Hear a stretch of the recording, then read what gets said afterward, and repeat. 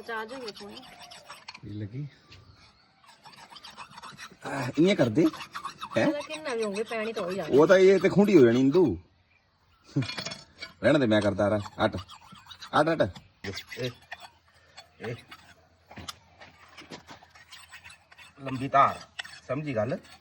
ਹਾਂ ਬੜੀ ਕੰਮ ਇਹ ਤਾਂ ਹੈ ਪਈਆਂ ਹੁੰਦੇ ਦੇਖ ਇਹ ਟਣਕ ਦੀ ਆਵਾਜ਼ ਆਉਣੀ ਤਾਲੀ ਵੱਢਣੀ ਨਹੀਂ ਆ ਜੋ ਤੇ ਉੱਪਰ ਹੋ ਚਕੋ ਦੀ ਉੱਤੇ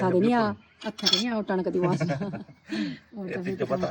ਗਾਵਾਂ ਦੇ ਬੰਦੇ ਆ ਇਹ ਮੋਤ ਉਹ ਸ਼ਹਿਰ ਦੇ ਬੰਦੇ ਤੁਹਾਨੂੰ ਜੋ ਨਹੀਂ ਪਤਾ ਵੀ ਕਿੰਨਾ